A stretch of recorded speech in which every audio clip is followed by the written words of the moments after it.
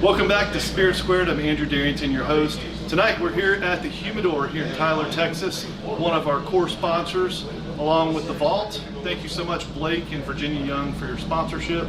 And then we've got Rex and Red, they kind of go together. We've got Hoot and Holler down in Gun Barrel City. It's a package store.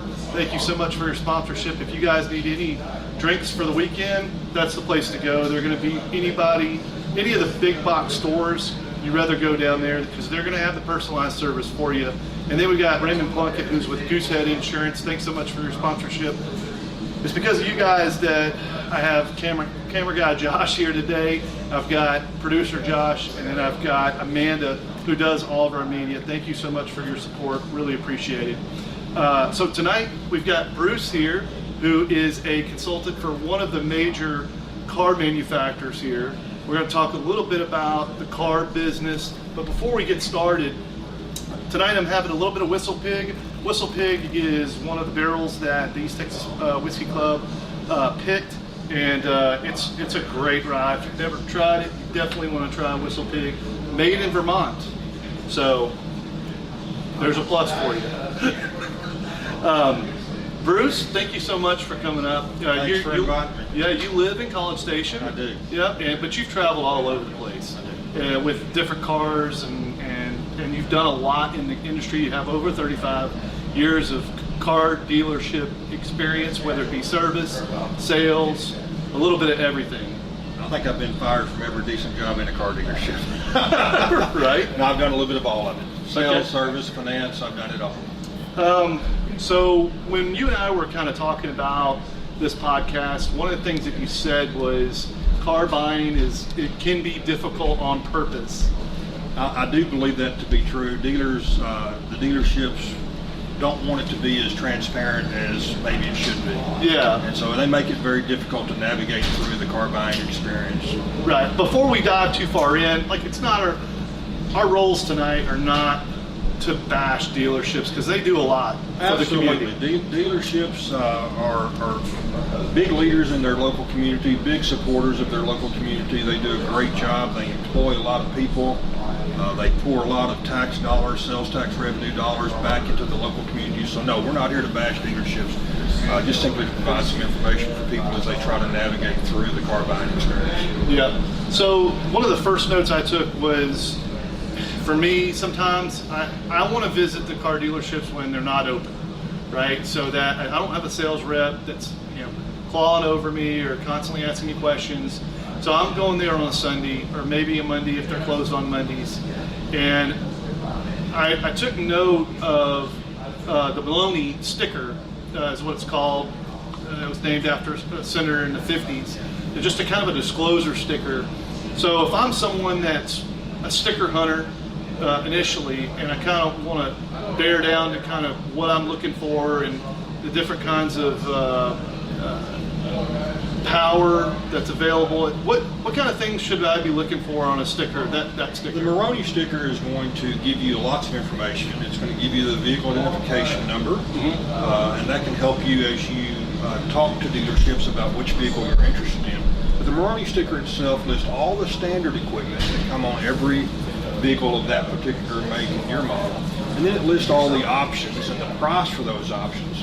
And so you may see things like an upgrade wheel and tire package on the Moroni sticker, and it's $1,400, and you step back and you look at the wheels and tires, and you say, no, I really don't need those or want those for $1,400, and so you'll find another vehicle on their lot that doesn't have those wheels and tires, and it'll be $1,400 less expensive. So the Moroni sticker itemizes out each factory installed option on the vehicle, and then it gives you the factory manufacturer suggested retail price, the MSRP. And that's a good basis to compare by as you start looking at vehicles on maybe different dealership lots or other vehicles on the same lot, maybe that are equipped differently. So if I'm looking at an MSRP, there might be features and benefits that go beyond MSRP, or no? No, there won't be. Okay. And unless there's been some dealer installed options, and then that'll show up on an addendum sticker. I gotcha. Okay. A lot of times a dealer will get a vehicle in and they'll put their own wheels and tire package on it, or they'll put a lift kit on a pickup truck, or they'll put a light bar on a Jeep or something like that. And anything that the dealer does to the vehicle, other than the way it came from the factory, the dealer itemizes those things out on a addendum sticker. Gotcha. So we'll dig into the addendum here in just a minute. All right. So let's talk about preparing for buying a new vehicle, because buying a pre-owned is much, much different than buying Yes, it is. from a dealer. We'll just say from a dealer, because it could be a pre-owned or Sure. it could be new, but it's at a dealership. So I think first and foremost, there are some people out there that don't think they have to prepare. They can just show up and then buy a car. Well, the dealerships are counting on it. Well, they're wanting it. They're wanting it to be an emotional experience versus an informed experience or an informed Right. decision. Yeah, it's kind of like going to Vegas and thinking, okay, the ATM is the first thing I should do, right? That's right. Yeah. So we're preparing to buy a car, and I prepared for you I did some research on some questions that if I'm a buyer I shouldn't ask a salesman. And could you fill me in on a little bit on why? And some of these may not be bad questions, but it came from a pretty reputable source. So we'll go through some of those questions, and you tell me kind of. And then obviously it's going to bleed into a little bit about what we're going to get into a little bit later, and that's how dealerships make money, right? How they profit. So my first question is, I don't know much about cars. So I'm asking that question to a sales rep, or I'm telling a sales rep, hey, I don't know much about cars. Why would that be bad? Well, knowledge is king. And so, does the salesperson believe you, number one, or does the salesperson think maybe that you're just trying to, downplay your position on the car buying experience? But you really don't want to tell a dealership that you don't know much about buying cars. They'll try to seize on that information. Sure. The next one is, my current car is on its last leg. If you're planning on trading that car in, that is a terrible thing to say.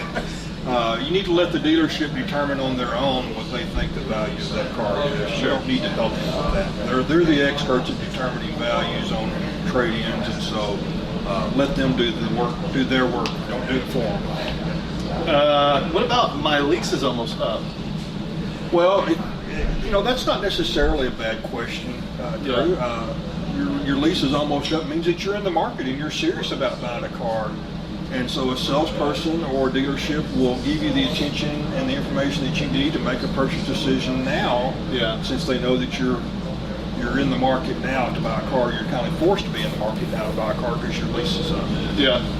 And I may be faced with a lease decision, especially if the miles are a little heavy or. Yeah, a lot of buyers are always trying to escape the dealership. I'm not ready to buy today. I'm not ready to buy today, or I got to think about it. But when you give the dealership the information that your lease is up and you're needing to do something, it's information that they can, that they can seize on, and actually not necessarily a bad thing to say. My lease is almost up means that I'm ready to buy. I'm a serious buyer. Yeah, I should be treated as a serious buyer. Yeah, cool. I already. I'm going to pay cash. Well, that's a terrible thing to say. And which a lot of people don't realize. We used to think that was the best way to buy a car. Just tell the dealer I'm going to pay cash, and again, I just saved up $8,500. The dealer knows that hey, I've got a serious buyer. I don't have to worry about financing or credit issues or anything like that. I've got a guy going to pay cash. It's a slam dunk sale, right? Yeah, it sounds like that would be a positive thing, but it's a terrible thing because the financing of the vehicle is a profit center for the dealership, and when you tell them you're going to pay cash, you've taken away one of their profit centers, and that's not in your favor. Right. I already have this kind of goes the same. I already have a car loan lined up. It's kind of the same thing. Like it's kind of the same thing. They're going to try to talk you out of that. Sure. They're going to ask you, well, would you look at our financing? And you should definitely look at whoever gets you the best deal. I love this car. Well, you wouldn't be at the dealership if you loved your car. No. You love the new car. Oh, yeah, you love the car you're looking at. Car. Yeah, that's probably not a great thing to say as well, because again, it shows emotional attachment. Yeah. And that's what the dealer's hoping for. They're hoping that you come in and you see the shiny paint and the shiny wheels and the new car smell, I mean, there's a reason they call it new car smell, because it makes you fall in love. So. I've never bought a new car before. I think that's another emotional one too. It is, you know, and it'd be like I just recently graduated college, and so I'm getting rid of my old clunker that I had through high school, Sure. and I'm ready for a new car. And it gives the dealers all the ammunition they need to really prey on your emotions to make a car purchase decision versus, you know, having good information to buy that. Same principle to me would be like replacing carpet and painting walls on an apartment. Sure. Feels like it's brand new. Yeah. Right? And so maybe the landlord moves the price of it a little bit to cover those costs. That's right. You know, Exactly. so okay. This is the maximum I can pay per month. Well, number one, a dealer won't believe you if Yeah. you say that. But again, you've given them information that you know, if they take it as at face value that, you know, $600 a month is your maximum, they'll simply find you a $500 a month car and overcharge you for it. Yeah. Good. So you don't want to give them any more information than you absolutely have to. Right. Dealers are notorious, salespeople are notorious for asking lots of questions. Yeah. And what they're really doing is they're leading you down a path To try to find out what you can afford. Yeah, to right? a purchase decision. And Yeah. so they'll lock you in. You know, we got you at $595 a month. You said you could pay $600 a month. We're under that. Right. Why won't you sign and buy it today? Right. So you kind of back yourself into a corner when you give them that information. Yeah, for sure. I agree. Okay, this one was a little gray for me.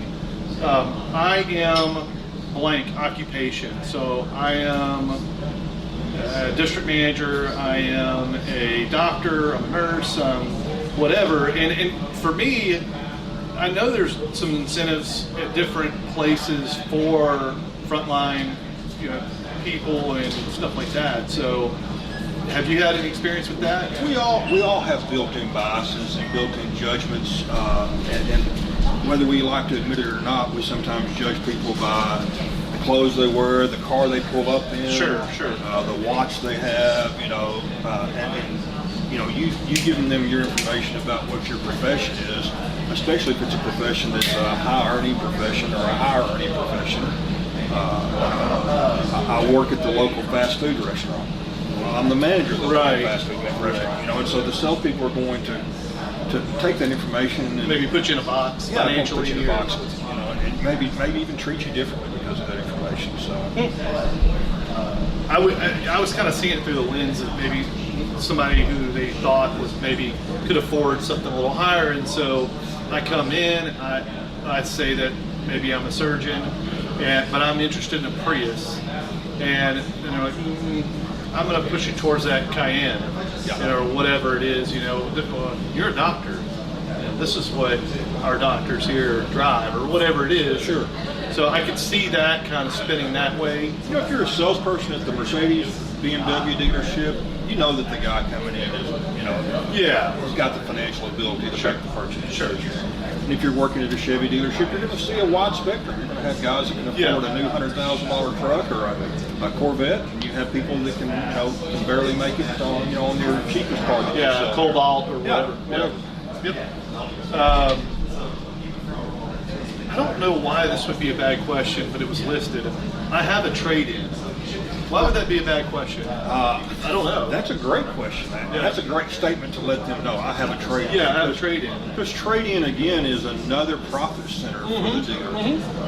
Dealer profits are per unit are higher on used car sales than Sure. they are on new car sales. And so when they're selling you the new car, they're hoping that you have a trade-in, because now not only they're going to make money when they sell you the new car, they're going to make money when they sell your used car to the next customer. Right. So having a trade-in is definitely can work in your favor to have a trade-in. Yeah. It's an additional incentive for the dealership to earn your business. This was probably the funniest question here, or statement. I'm not very good at math.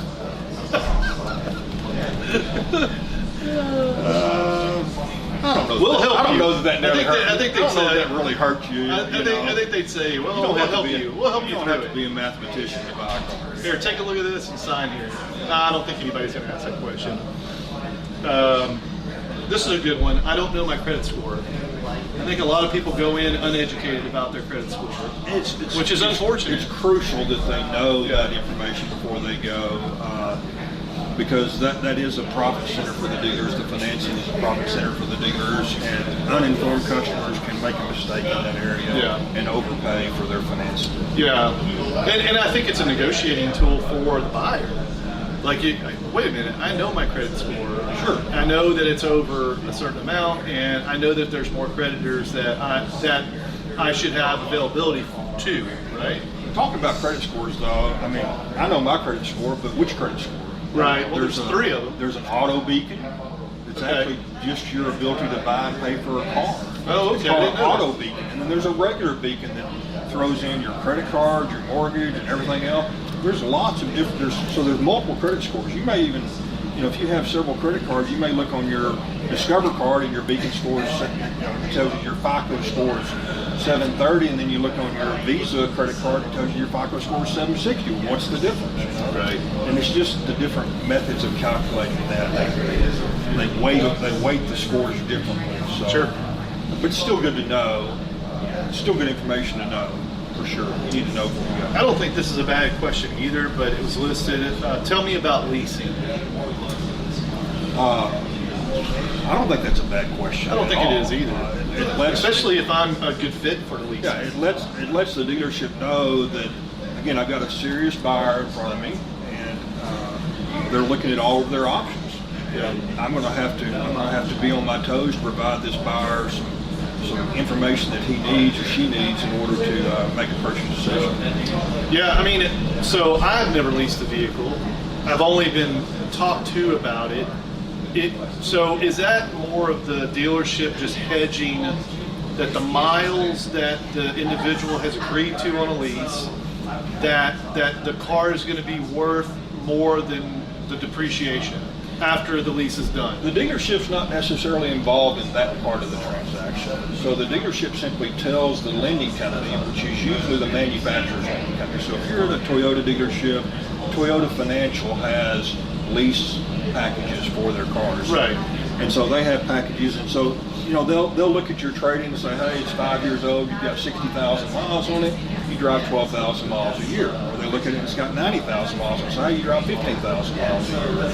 So they'll try to tailor a lease that fits your needs. Yeah. Your needs may change. My needs have changed throughout the years where I was driving a car to do my work. And now I'm providing a company car, so my needs for a personal car are much less mileage. Yeah. So your needs change from time to time, but the lease is, for people that are self-employed, a lease is much more tax advantageous to them. Yeah. Private people that own their own businesses should definitely talk to their local CPAs or their bookkeepers who they're using. One of them, if you purchase the vehicle, you're taking depreciation. If you lease the vehicle, it's like leasing a copy machine or leasing a computer system. It's a write-off. It's a full write-off. Yeah. It's a full write-off. So a lot of times the leases are much more tailored towards business owners than they are people that are out there working for a paycheck, month-to-month paycheck, and they're making payments. And it appears as though that you can get more car for the money. All a lease really does, it defers your option. Yeah. It defers your option to buy the car to a later date. Right. So it says, lease it today. You're going to make X number of payments. You're going to pay on for 30 months on a lease. And at the end of the 30 months, you have the option to buy it for this amount, or you can trade it in, or you can just simply hand us the keys and walk away from it. And so it's just a deferred purchase option is what a lease really is. But when I go to trade it in, typically there's going to be a gap that I'm going to need to pay, right? So on trade-in? Not necessarily. It depends on. Some people hit home runs on leases because they leased a Super Duty truck, and then all of a sudden COVID hit. Their lease was up, and their trucks were selling for more than what they paid for it. Oh, wow. They leased it; they can buy it for $50,000, and the dealer's going to give them $65,000. Yeah. They can put the $15,000 in their pocket, go down the street and buy a car, or they can use that as trade-in value. For a lease, another That's lease. right. But if the value is less than the $50,000 purchase offer, say the value is $45,000, you just hand them the keys and walk away. So all the risk is put on the finance So you always want to, if you're leasing a vehicle and you're ready to get out of that lease, you always want to find out what the actual market value is on that car compared to what you could buy it for. You may not want to keep it now. Yeah. But if you can buy it for 40 and it's worth 45, you definitely want to buy it. And then just simply trade it in and get the 45. Yeah, get the 45. But if it's worth 38, then you say, here's the keys, I'm ready to do another one. So it's just a deferred option. Yeah. What the lease is. Are you looking to optimize your drilling rig operations and maximize productivity? Look no further. Rex Consulting is here to power your drilling. With over 20 years of industry experience, our expert team provides tailored solutions that drive efficiency, safety, and profitability. From site assessments to cutting-edge technology integration, Rex Consulting is your trusted partner for land-based and offshore oil and gas drilling solutions. Ready to take your rig to the next level? Contact Rex Consulting today and send your operations to the next level in operational performance. Contact Josh Simmons at 918-637-9181. Rex Consulting, level up.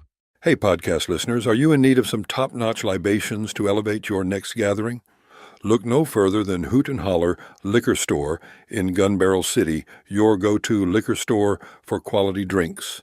From smooth bourbons to crisp wines and everything in between, Hoot and Holler has one of the largest and most diverse selections in East Texas. Planning a special occasion? Let our experts guide you to the perfect bottle. You'll receive excellent customer service not offered in the big box chains. Visit Hoot and Holler today and let the good times flow. Vault Arms is your premier destination for all things firearms. Extensive selection of handguns, rifles, shotguns, and accessories.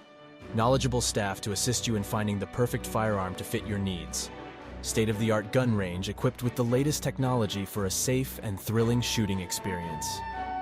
Take advantage of our professional shooting instruction and training programs suitable for all skill levels. Host your next group outing, corporate event, or bachelor party at our spacious and secure shooting facility. Committed to promoting responsible gun ownership and firearm safety. Fully licensed and compliant with all... I haven't talked to any other dealers. I think that would probably be a negative. That's probably not a good statement. It's probably not a good statement. Competition's good. Yeah, competition, you can tell them, so I'm going to talk to other dealers. You may find that they just ignore you and say, come back and see us after you talk to them. Yeah. So that's just information you don't need to give the dealership. I don't think this is a bad statement, personally. Tell me about the extended warranty. And the reason why is I bought a Tacoma, a pre-owned Tacoma, and it was an in and out. We talked about that before. And it just happened that, like, I was there to buy a hybrid. I've always liked Toyota Priuses, and I was at the local Toyota dealership. Shout out to Classic. I've had a Prius. Yeah, and I'm on my Great third. vehicle. I'm on my Awesome third one. vehicle. So I was there to buy another one, or I was there to just buy one flat out. I didn't have a trade, and we went and looked at a couple of them, and they didn't really have what I wanted. So we looked at a Corolla hybrid, and we were going to work at the numbers to see if it was going to work. And I'd always wanted a Tacoma, and so this guy comes in, older gentleman comes in, and he pulls up in a Tacoma, 4-door Tacoma, everything I wanted, in a color that I liked, silver. And he gets out of the car and he comes in and they greet him, and then he sits down in a pod next to me. And they come and give him a check. And I'm like, he just sold that thing. So I follow him outside and I said, of course, dealerships do not like this, but I did it anyway. I said, man, I know this is not my right, if anything, and you can tell me, hit the road. But I said, you mind let me know what they paid you? He told me. And I said, cool. So I went back in, and the girl that had been working the numbers hadn't come back. So I kind of tagged the guy that gave him the check, and I said, I'm interested in that truck. We don't have to talk about these anymore. Let's talk about that. Well, anyway, long story short, we get a deal done on the Tacoma because I knew what they'd given, and I knew it was in and out, but they still had to do certain things by law. They They had had their to used car make ready, check it out. Yes. They got expenses. Yeah, that's right. And I was willing to pay those, They got to obviously. pay a little profit. And then we tossed around some numbers, and of course I used what I knew as leverage, and we kind of volleyed a little bit, and then, but I ended up, for the first time in my life, buying the extended warranty. And I bought it, I think it had like 46,000 miles on it, and I bought it up to 100. Powertrain, and I mean, I didn't do all the, knickknacks, but I did the main stuff. At 91,000 miles, all right, the transmission starts missing. And I just, second or third gear, one of the two with this. And so I took it to the dealership, and the guys there said it's the first time they've ever seen a Tacoma with a transmission missing. In all the years, I don't know how many years they had, but they warranted it, and it was I'm betting $7,000. that experience, that warranty wasn't real expensive when you bought it either. It was $2,200. That's not Which cheap. wasn't, and what I did, I had some liquid that I was going to put down on the Prius, Yeah. and what I ended up doing was buying the Tacoma and financing all the what I paid, and then I used the liquid to pay for the extended warranty and the tax title license and whatever else they had, and so I did that and just financed the truck, but that was an experience for me for extended warranties and I tell that from time to time, like the $2,200, it would have been $6,800 to fix the transmission, so it saved me a lot of money. Think about why dealerships like extended warranties. It's not that they make a profit on the front end. They made a little bit of profit. If you pay $2,200, they probably cost them $1,500. So they made $700 profit. Right. That's not what the extended warranty is about. The extended warranty is it keeps you coming back to that dealership. 100%. And if you So- have so a is major, the free if you oil have a changes. major, and the dealership wants to get paid for service. So you walk in at 91,000 with a bad transmission, and the dealership doesn't care whether Andrew pays for it or whether your extended warranty pays for it. The dealership still gets paid. But if you didn't have that extended warranty, you probably wouldn't go back to the dealership. Right. And I'd be now- going to the Shade Tree. You'd be going or to the going- Shade Tree mechanic or to Yeah. one of the aftermarket transmission places, hoping to get it done for less. Yeah. So, cars have gotten so complicated. Yeah. And components on cars have gotten so You expensive. think that's why insurance rates have gone up? Absolutely, why insurance rates? Part of Insurance the rates reason- have gone up is because Part of the reason. they cost so much money to fix if they're in a wreck. Yeah. If a car's in an accident, they cost a lot of money to fix it. A lot of body panels are now aluminum. Well, Yeah. The aluminum would cost more, but the repair process on aluminum is a lot more as well. Yeah. So parts on cars have Yeah, gone you're not way up. bending pieces out anymore and buffing it out and stuff like that. You're just taking the whole door off. So unless you're buying old cars, Right.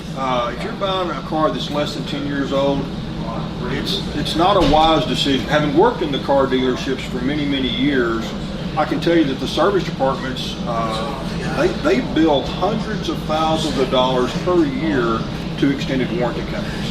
So those warranties are used. You may not have used yours had it not been for that transmission, No. and that's fine. But it's insurance is what it is. Yeah, it is. It's insurance. It was It gets insurance a up to big- $100 grand. And if you're going to own and keep a car up to 100,000+ miles, you're really kind of crazy not to have a warranty on it. These cars will break. Parts are expensive. Labor has gone way up in the last few years. For sure. And so cost of repair has gone way, way up. Well, I think certain models too, it makes a lot of sense. Like if you're buying a Jeep, maybe you can do some of that work on your own. Maybe you can find a friend that does some work on it. But if you're buying something that's, a lot of foreign-made providers, you need to have some coverage if you're spending a certain amount of money. Like if you're spending, I'd say, any more than $15,000, $20,000. I've got a Super Duty diesel truck, $80,000 truck. Transmission goes out in that, it's a lot of money. Oh, yeah. Motor goes out, it's a ton of money. Yeah, for sure. And then there's so many other components, so many different computers on that vehicle. Yeah. They are expensive to fix. Yeah. And usually 1 or 2 claims is all it takes on an extended warranty where you break even. Yeah. And, you know, if you're lucky and you have no problems, then congratulations. You've got a vehicle that can give you problems and you pay for insurance. We pay for insurance every day. I mean, when was the last time you had a crash that you've been paying premiums on car insurance for right. years? Oh, for sure. Yeah. All right, so we talked a little bit about profit centers in a car dealership. Obviously, selling and trading, you know, the dealership's going to win on both sides of that process, unless they have a huge need for X, right? Or are they always going to win on the selling trade side? It's all about supply and demand. Sure. We saw that with COVID for sure. As when COVID hit, all of a sudden dealers weren't getting as many cars, the manufacturers weren't producing as many cars, and so the supply chain kind of dried up on how many cars were out there for sale. You'd drive by the local dealership and you'd only see 3 cars sitting on their lot, where there used to be 200 cars sitting on their lot. And so when supply dries up and demand stays the same, you don't have to have an increase in demand. If demand stays the same, the dealer now has 10 people coming in to look at one car versus, you know, one person coming in to look at 200 cars. Supply and demand drives the price a lot. And so dealers will constantly, and you can see it in the advertising that dealers spend. Dealers didn't spend any money on advertising during COVID because every vehicle they had was already sold. They spent no money on advertising. The manufacturers spent very little on advertising during COVID because the supply was down. Manufacturer rebates, all of a sudden you didn't see rebates on them. You'd see rebates $3,000, $4,000, or 1.9% financing. You don't see those things when there's no supply and high demand. We've seen kind of a reversal in that. Dealership lots are full right now. But you may, you don't have to remember back too far when the Bronco first came out. And I owned one, and it was a great vehicle. I loved the Bronco. The old school? But the new one. The new one. 2023 Bronco. Yeah. And the only way to get one was to order one and wait on it. Sometimes you waited 8, 9, 10 months to get it. And, they were selling for sticker price plus. And it was because there just wasn't a lot of supply. There was a lot of demand for it because it was a new product. Everybody liked the styling, and it was popular. It was supposed to be a Jeep beater and all those things. And so the prices were going way up. When the dealer's only got 3 of them to sell this month, he's not going to give any of them away. But you go to the dealerships now, they've got 25 Broncos on the lot, or they've got 200 F-150s on the lot, or Chevy Silverados on the lot. They've got 150 of those. They're ready to deal. And so you'll go from MSRP or MSRP plus on low supply, high demand. You'll go to substantially less than MSRP and rebates when supply is high and demand is low. And right now, demand across the board is low for several reasons. Demand is low in the car industry right now because of interest rates. Used to you could get 3-4% on a car loan, and that would keep your payments at a reasonable amount. Now interest rates have gone up to much higher numbers, and the payments go up for the same amount of money. And the cars have gotten more expensive. New car prices have gone up quite a bit. So when you take higher prices and higher interest rates, all of a sudden consumers that used to sign for 60 months at $500 a month are now signing for 72 months at $750 a month, $800 a month or more. That's crazy. The average monthly payment right now in the United States is over $750 a month on new cars. So the world has changed a little bit. For sure. So hopefully the interest rates will find a settle out for them. But I don't think it's just interest rates. I mean, it just costs more to build a car. And then the profit that is typically generated is always going to be pushed some, right? So because if I'm a dealership, I want to see growth. And growth means I make a little more profit than I made last year, right? Sure. So there's always going to be a push to the consumer to pay. The manufacturer has raised their prices. Why? Because, as you saw recently, they had strikes at all the auto manufacturing dealerships. Ford, Chrysler, GM all had strikes. They had to pay more for the labor. They're having to pay more for the parts. COVID dried up the supply chain. It dried up the number of businesses that were making components. There's now fewer companies making components that manufacturers need to build the car, therefore they're going to have to charge a higher price for those components.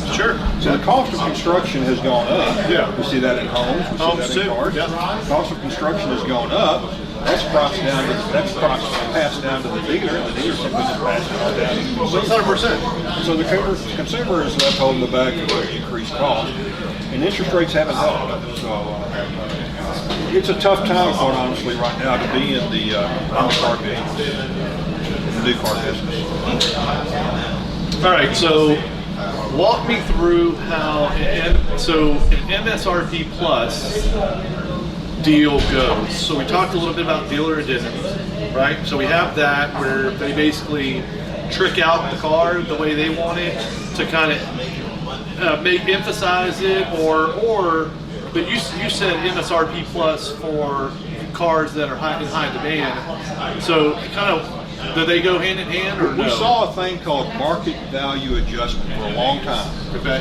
So it's when a vehicle comes out. Let's say it's the new Corvette, the new body style Corvette. When it first comes out, and not every dealer's got a whole bunch of them sitting on their lot. So they're getting one in this month, one in 2 months after that. So they've only got 3 or 4 coming in the next 3 months. So they look at MSRP, and the dealer realizes, I've only got a few to sell. I've got to make as much as I can on each one. Right. What will the market bear? And it's not that the dealers are in collusion with other, dealers across the nation. They're simply not. They just look to see what other dealers are getting for those vehicles. Right. And so when the new Corvette came out, it was selling at MSRP plus X number of dollars. Are there certain resources that the dealerships use to get that number? Sure. The dealerships are constantly looking at what other dealers are doing. How do they get? What resources? That can do they be use? regionally, and that can be nationally. Is there a database that shows closed deals? Like Sure. closed deals? Sure. Yeah, absolutely. There is. Almost like the housing market where you have like comps that you go look at and you're like, okay, these 3 have sold in the last 90 days or whatever. For a dealership, what resource do I use in order to see closed deals? The dealers primarily look at. Or am I picking up the phone or sending an email? Oh, they're more looking online. Okay. More looking online. Oh, so they're looking for sale price. That's right. Or they're picking up the phone and calling a dealer somewhere. Okay. Saying, pretending to be a customer. Saying, hey, Oh, I okay. see you got a new Corvette in your showroom floor. Are you selling at MSRP? Oh, no, sir, it's $20,000 over MSRP. Oh, okay. And so they know that they need to market their vehicles in that same category. The same thing applies, though, on the bottom end of that, when it's below MSRP. How many different places, how many Chevy dealerships are there within a 1-hour driving distance of where you're at right now? 3 or 4 probably. Exactly.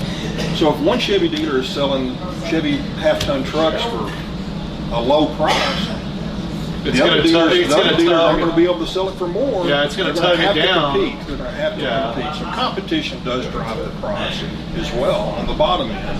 Supply drives the price on the high end. Yeah. If you are looking for a reputable builder with a proven track record and a client base to back it up, give Red Construction and Development LLC a call. Red Construction offers full design build services for new construction, custom homes, and remodeling with free site evaluations. They have an A+ rating with the BBB and are proud members of the Tyler Area Builders Association, Texas Association of Builders, National Association of Home Builders, and the Lindale Area Chamber of Commerce.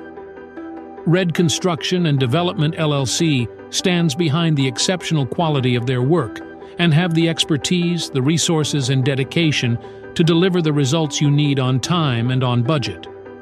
To learn more, give them a call at 903-630-8660 or visit them online at redconstructiondevelopment.com. The Humidor is your online cigar retailing headquarters. Our experienced staff has spent years finding some of the best cigars from around the world to sell to our customers. If you're looking for an online cigar store that can help you find your next favorite smoke, welcome to the Humidor. We began the Humidor because of our deep appreciation of the finer things in life, a good conversation with friends, an aged whiskey, and, of course, a fine smoke. That's why, in addition to selling premium cigars online, we also operate a brick-and-mortar cigar lounge in Tyler, Texas. Our lounge is crafted to provide a classic ambience with modern sensibilities, and we've spent time ensuring that smokers and non-smokers have an enjoyable experience, whether they're there for a drink with friends or to enjoy the game. Buy a car that's built for what you do. Yeah. If all you're driving, like my wife's driving is all in town. Yeah. An electric works perfect. Yeah. Should be a button on here. Go ahead. But if you're needing a vehicle that you can do family vacations on to Colorado every year, the electric's not the right car. But if you have a second vehicle in your household, use the electric for all your running around. You need to go to Dallas for the day. It's got plenty of range to get to Dallas. It's got 250 miles, and guess what? Here's what I told my wife. Is his good too? Yeah, it's good. Okay. Should be good. Are we rolling too? Okay. Okay. So that's great. So what I told my wife was and we're talking about EVs, and if there was any interruption, then that's what we're talking about. What I told her was this: if I have to stop, because we have a charging station just outside of Lindale at the Collins Street Bakery. Okay. No wrong with that stuff. Okay, if I have to stop there for 15, 20 minutes in between a 300-mile drive, what is the problem with that? If you're making a long drive, even if you've got Or Buc-ee's, in a or gasoline whatever. vehicle, even if you've got a big fuel tank and you're making a long drive, let's say you're going from here to Amarillo, Yeah, you're not typically going to drive nonstop anywhere. You're going to stop, Right. get out and stretch your legs, go to the bathroom, get a soft drink, get a snack, Yeah. walk around for a few minutes. Does it extend that time that you do get out? Yes. Instead of being at that stop for a bathroom break for 15 minutes, you're there for 30, 45 minutes. Yeah. Big deal. Check your phone, get on social media, do what you normally do, then get back in the car. You know what I was thinking of is, I'm sure in your day, definitely in mine, because we used to drive from New Orleans to San Antonio for Christmas. And so between there and there, we would always stop and picnic somewhere. Sure. And that's what I was thinking is like, you build it into the time. You don't even have stop- to. You don't even have to do that. You don't have to build it in time. The car builds it into your time. Well, agreed. So you tell the car when you leave San Antonio that you're going to New Orleans, it tells you you're going to need to stop here. 100%. And so you plan your departure time around. I'm going to stop for lunch Yeah, in that's it. wherever. Yes, I'm going to stop for lunch in Lake Charles. that's right. And I'm going to go in for an hour and 15 minutes and sit down and have lunch. Yep. My car's going to be charged. And it'll send you a message on your phone that says, you're now ready to go to your destination. Yeah, that's right. That's right. Makes it It's the easy. easiest thing ever. And you just build it into your path, which you would do anyway. Let's say I carry a card, a Murphy's card, like a Murphy's gas station card, and so they incentivize me to get gas at their gas stations. So I make sure that I go there because if I hit 100 points, I get 10 cents off the next fuel up. It's the same thing. It's exactly It's the same. just like go find the place that gets you the incentive. And you don't even have to go find it. The car tells you where it And is. some of these cars, especially the pre-owned cars, come with incentives like fuel-free fill-ups. And, speed. They're starting to do Generation 3 and Generation 4 fill-ups, so you can fill up faster. It's not a 30-minute fill-up; No. it's 15 minutes. And it's not like, when you're filling up your gasoline tank, you fill it up. Right. But for the EV, you don't necessarily have to It's sit 80. there until it's full. Right. You can get it to 70% or 65%, and that'll get you all the way to your destination. Right. Yeah, I think it's. Well, Tesla's leading the whole thing. They are. And that's why I've kind of toyed with the idea, and I've never done a lease, so I think it'd be an opportunity for me to look at it and go, let's see how this works out. Let's see how it does, and I can get into a really nice vehicle, and it'd be a comparable payment to what I made for my Prius. Kind of like a long-term, cheaper test drive. Yeah. You're going to test drive the car for 3 years on a lease. At the end of 3 years, man, I hate this thing. It has cost me more time and trouble to have to try to find a charging station than it's ever been worth. Right. And then you turn it in, you're done with it. Or if you bought it, you still got it. Yeah, for sure. If you lease it, it's just a long-term test drive. All right, so let's talk about doing deals with private people. So we're talking about I'm selling it to you instead of the dealership, What are some of the pros and cons we're dealing with there? There are some protections built in for the consumers with a dealership. The dealership has a large investment in property, facility, and they have a large investment in reputation. So you can go online and you can look and see what that dealer's reputation is. You can see Google reviews, Yelp reviews, Yahoo reviews, and you can find out what kind of dealership you're dealing with. And so if they sell you a used pickup truck with 80,000 miles on it and a week later the air conditioner goes out and you didn't buy the extended warranty, that dealership has a lot of incentive to make it right. Because they don't, the internet is powerful. Social media is powerful. And so the last thing that dealership wants is an unhappy customer out there going on social media saying, I just bought this vehicle 7 days ago and now it needs $1,500 worth of repairs. Don't do business with X dealership. Right. Where if you buy it from an individual, and the second you drive away, second you hand over the money and they hand you the paperwork and the keys, you own it. You have no recourse. Right. And that person really has very little, if any, incentive to make it right. Right. Your bought it as is. Your small used car dealers, they're in business. Yeah. They have a reputation to protect as well. So, if you're going to buy a car not from a major dealership, the other used car dealerships are maybe not a bad place to buy from. They have reputations to protect. Again, you can see those reputations online. You can go online to see what the reputations are. If you see a bunch of bad reviews about, hey, my car broke down, they didn't fix it, they sold me a bad car, you probably ought to look for a car somewhere else. Yeah. The advantages of buying from an individual are typically you're going to pay a lower price. Yeah. Yeah. There's a reason why that individual is selling that car. They don't need the car anymore. They didn't like the trade-in value they were given at the dealership. It was a family member's car and the family member is no longer able to drive the car, whatever the reason may be. And so they're motivated sellers. The dealership is not as motivated as a private party is. The private party just wants it gone. Yeah. And you show up with ready to buy. You'd be surprised at how motivated some private citizens are. I mean, they are. They're listing it at dealership, Facebook Marketplace, Craigslist. I mean, there's lots of avenues for these. And there are a lot of pros out there. There are. Yeah, there sure are. And there's a lot of risk there too. There's a lot of risk. You've got to be careful when you're buying a used car, especially when you're not buying it from a dealership. If you're buying it from a dealership, you've got some built-in protections. Yeah.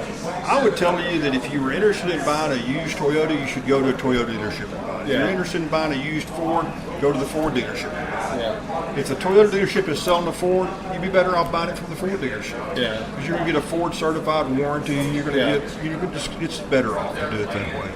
When you're buying from individuals, you don't have that. And when you're buying from the small car lots, you don't have that protection. So, let's talk a little bit while we're on this topic.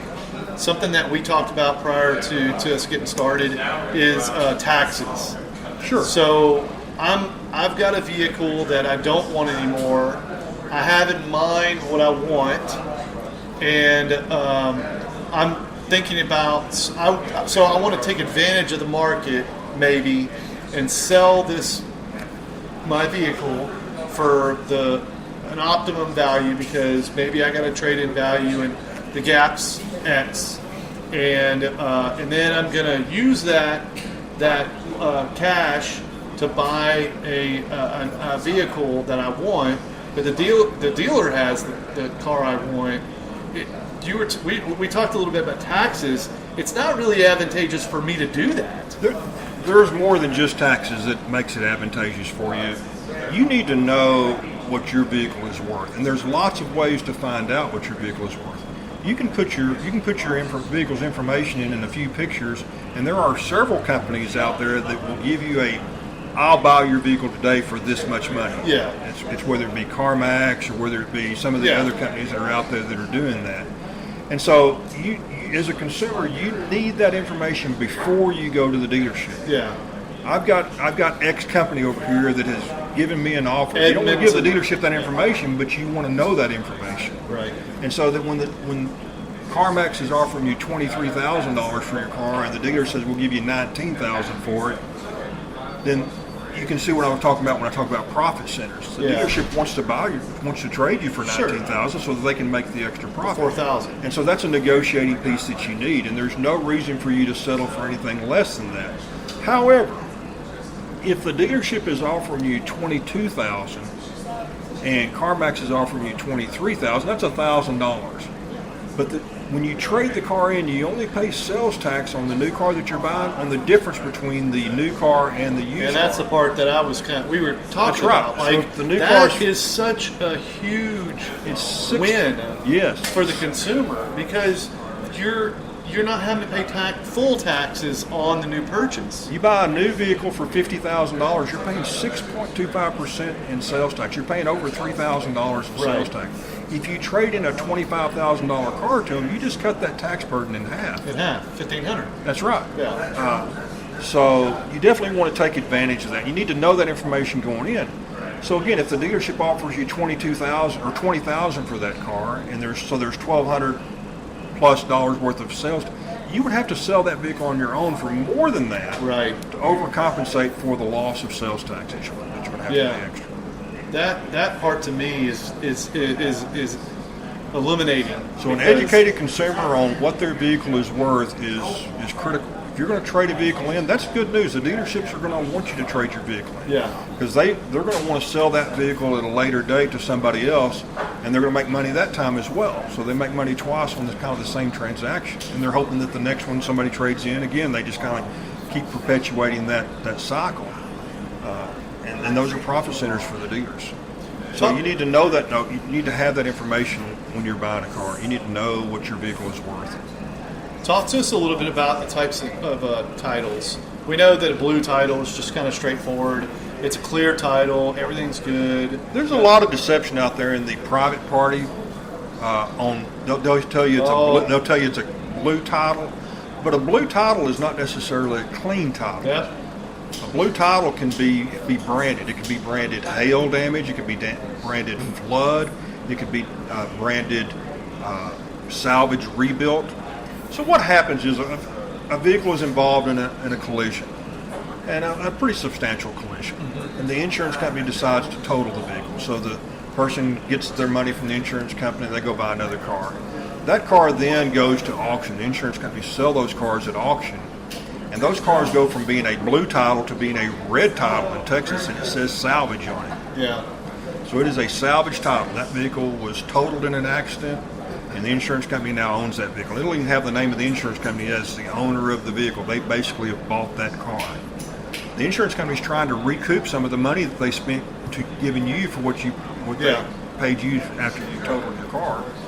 So they're trying to recoup some of that money. So they sell the car at auction, Right. and so they're just on the hook for the difference between. I love all these nuances. It's Yeah. so cool. Okay, go ahead. So the insurance companies, they're just on the hook for what they gave you for the car, $30,000, and what they sold it at auction for, $15,000. So they're on the hook for $15,000. Right. So the insurance company's covered some of their losses that way. What happens to the car then is it's purchased by an individual, maybe that owns a body shop, or that's a mechanic, or maybe it's just a private individual that can work on cars, and then they repair the car. It has to pass state inspection, but once that car passes state inspection, a new title is issued, and guess what color it is? It's blue. Blue. Rebuilt. But it'll say on it, salvage rebuilt. Okay. That means it was a salvage and now it's rebuilt. And those are not necessarily bad cars. Insurance companies are playing a pretty good game on trying to hedge their losses. So a lot of times a car that's maybe not damaged too severely, you can usually, as a consumer, you can usually put the VIN number in Google, and you can get pictures of the car as it was damaged. And so you may see that the damage was just, it got sideswiped down one side, not a big deal, but it affected 3 or 4 panels, expensive to repair. This guy fixed it for less than what the body shop was going to fix it for. I'll buy that car.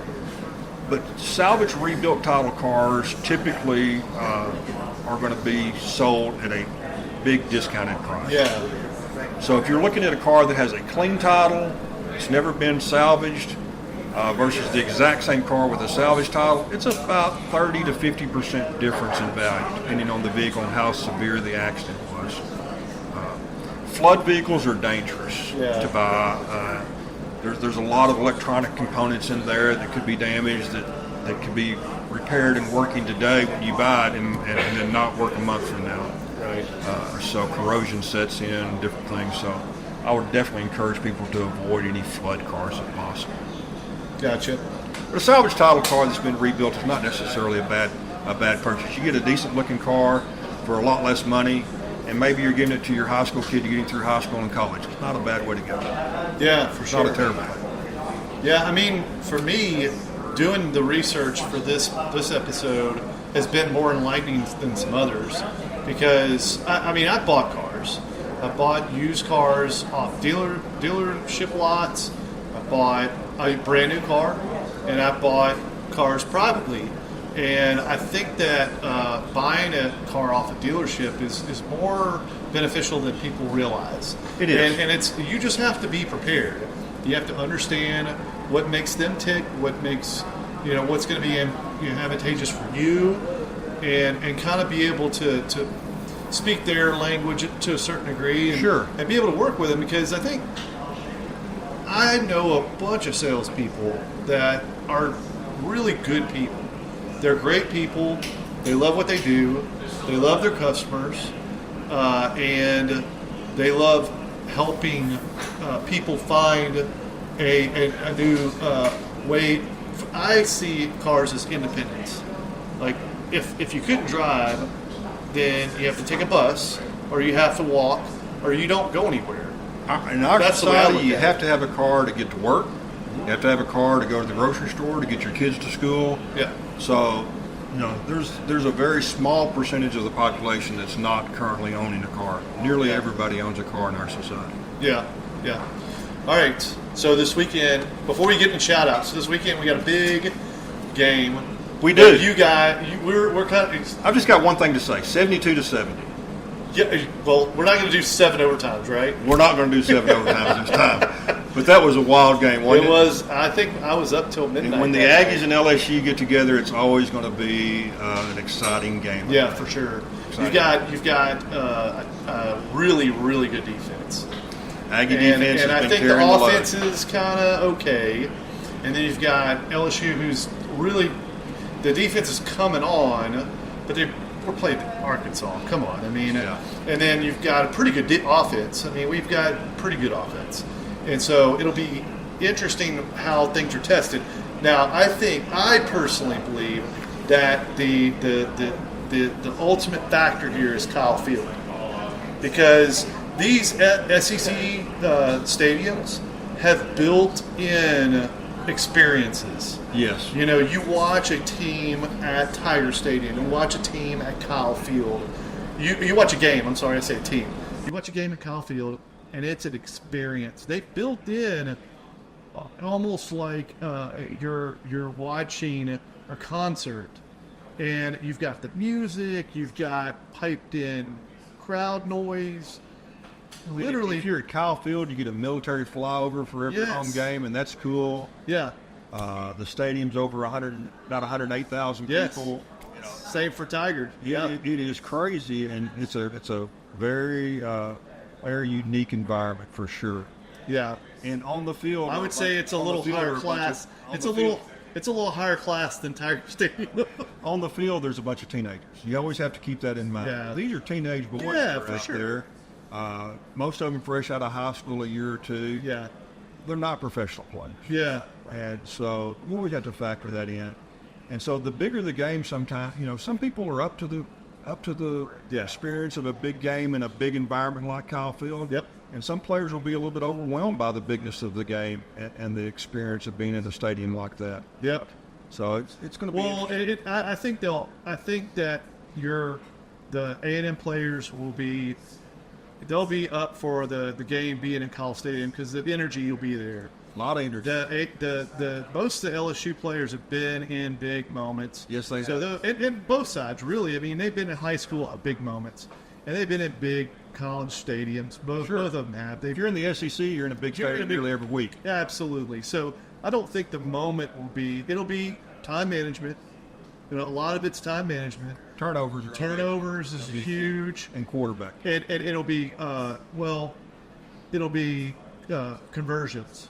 So and then who's controlling who. So the lines, offensive line, defensive line, who's controlling what, and conversions. Sure. And then, like you said, turnovers. I'm hoping that it'll be a close game. I hope. But I think A&M's a lot stronger than people put them off to be. They're a strong team. Well, very similar to the Texas Longhorns game last weekend against Georgia. There's a lot of hype. He was in Austin, Bull Stadium, and, you know, the Longhorns got exposed to him with it.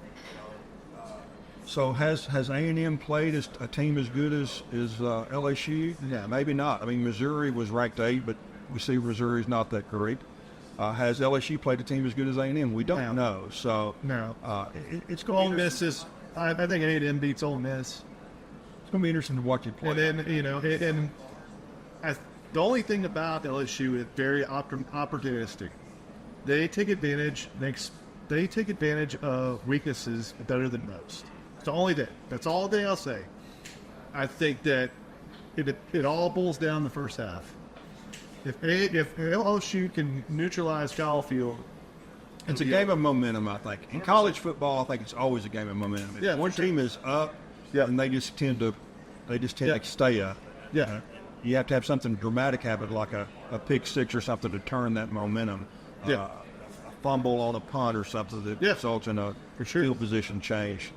Momentum changes are very, very important. Penalties are important. We see the penalties play a role in taking back big plays. So it's always going to be fun in the SEC. Two great schools, two great programs, two great fan bases. And it's going to be fun. Yeah, my grandfather went to A&M. He played baseball. I'm glad to hear somebody's family was a little that's right. But I mean, I grew up in Louisiana by default. By default, we LSU fan. But Louisiana Monroe is where I went, and they're having a fantastic year too. They're 5-1, and they're leading Sun Belt. So, man, it's been a great year so far, except for the Saints. They suck. One last question. We'll shift back to, because we didn't really touch on warranty and service as a profit center. We didn't really dig into that part. You talked about it, but the statistics that I saw was that 50% of a dealership's profits come from service. I want you to think how does that happen? How does a 50%? That's a heck of a lot. I want you to think about, it's easy to, you don't have to be a mathematician, you don't have to be good at math to do this, but think about, in the sales department, they have a salesperson. He gets paid a commission when he sells a car, right? Well, there's a sales manager. Okay. He gets paid a commission when a car is sold. There's a finance manager. He gets paid a commission when a car is sold. How do they pay all of those guys salary and commissions? Oh, I left out the general manager. Oh, there's a general sales manager. Yeah. There's an owner. So you have lots of mouths to feed off the profits that are made selling cars. And so the dealerships have gotten really, really good at trying to make profit every step of the way. Mm-hmm. So if they sell you a car that they paid $50,000 for and they sell it to you for $51,000, they made $1,000.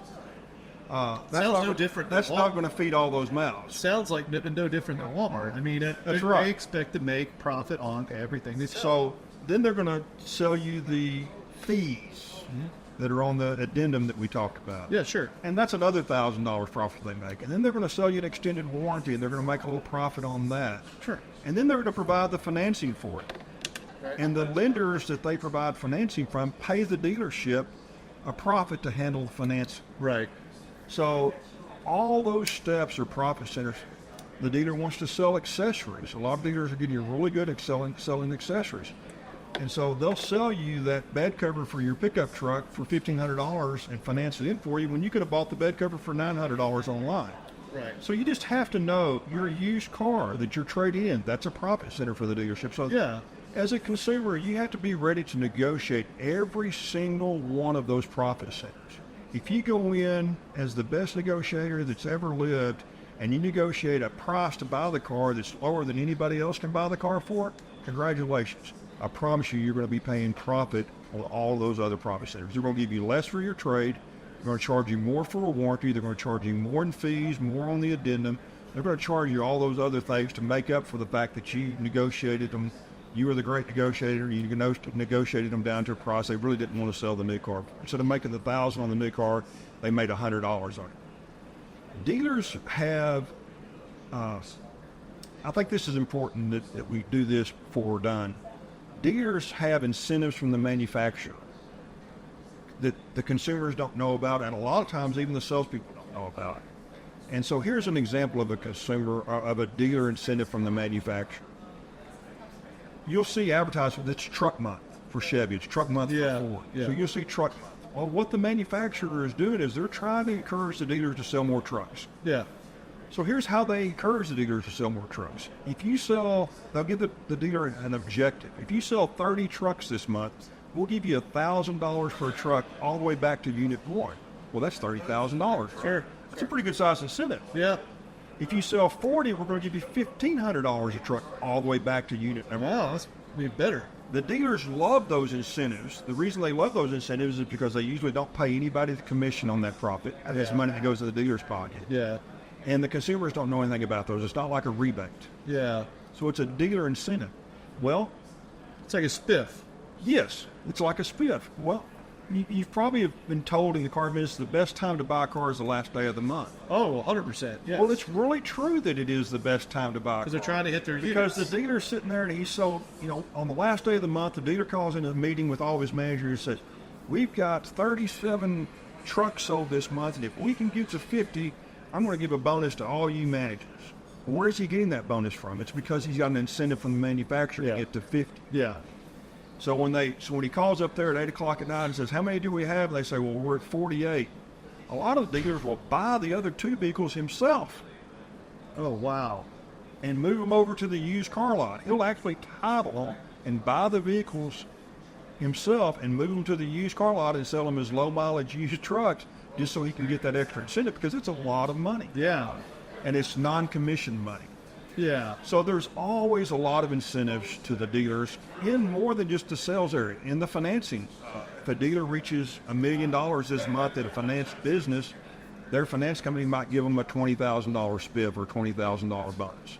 So do your homework.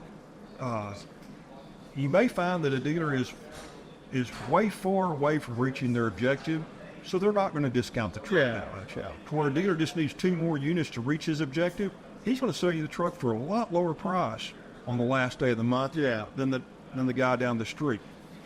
I like the idea that you said, go look at the cars on Sunday when the dealership's closed.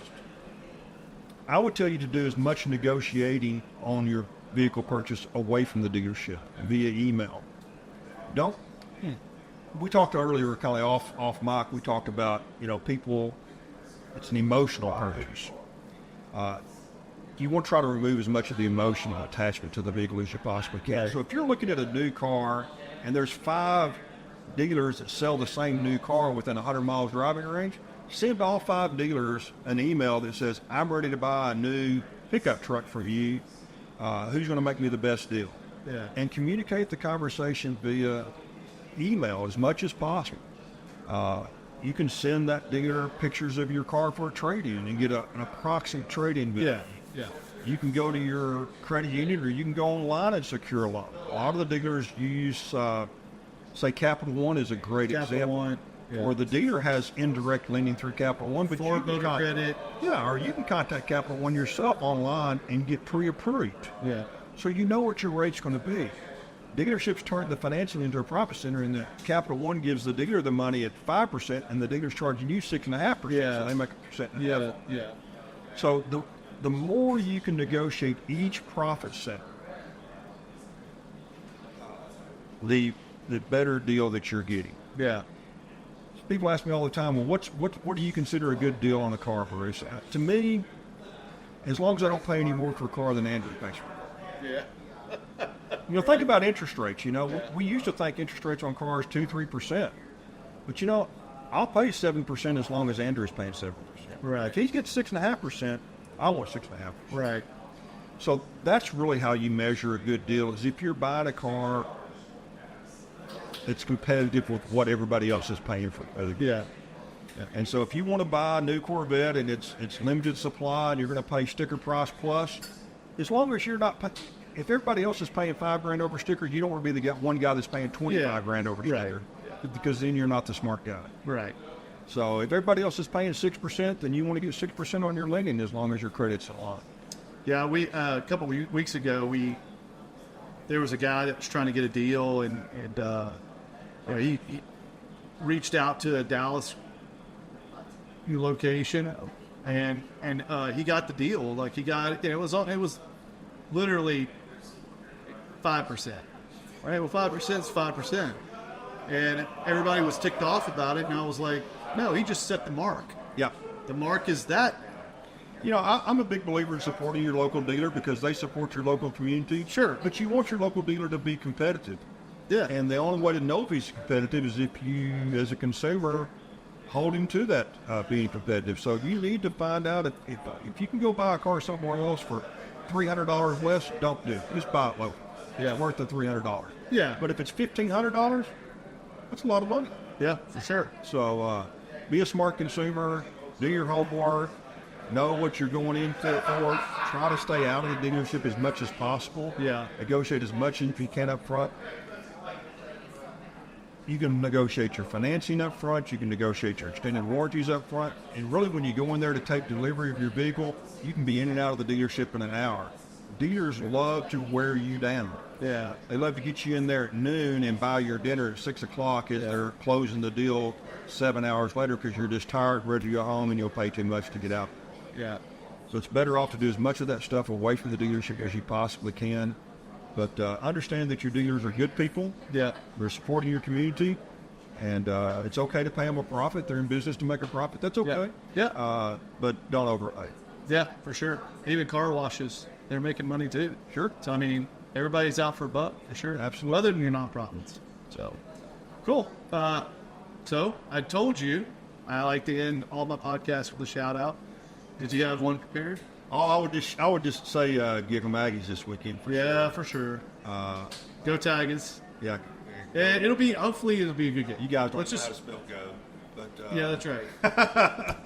But no, I love a friendly rivalry, and that's what we have across the board in the SEC. Yep. And obviously a shout out to my family and friends.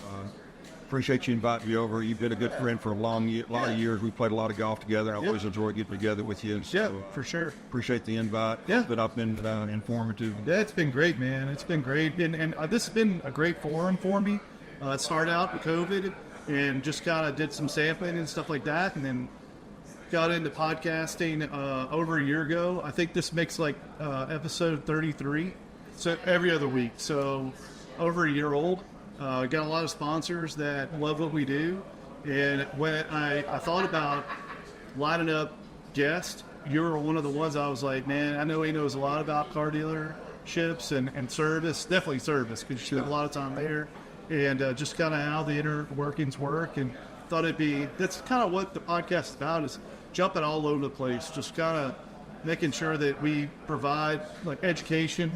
And if you listen to us, we talk more about sports than all 30 some odd podcasts we've had in the short 5 minutes we did. But it's been a blast, man. It really has. It's always good to see you, man. Yeah, Always it's good enjoy seeing it. you too, man. Thanks so You got much to get on for the golf course. We do. Not my golf course, not right now. But I need to come down and play your golf course. Get your scuba diving certification. I'll Hey. take you diving. Absolutely, that's 100%. We're gonna go to Mexico. I've been diving all over the world. I'll take you to some great places. We'll have a good time. Absolutely, 100%. Thanks so much for coming on. Appreciate it. Absolutely. Enjoyed it a lot. Yep. And so our next couple of guests, I didn't have them loaded, so I can't really tell you who they are, but I will post it on the Facebook page. Thanks so much for tuning in. We'll see you soon.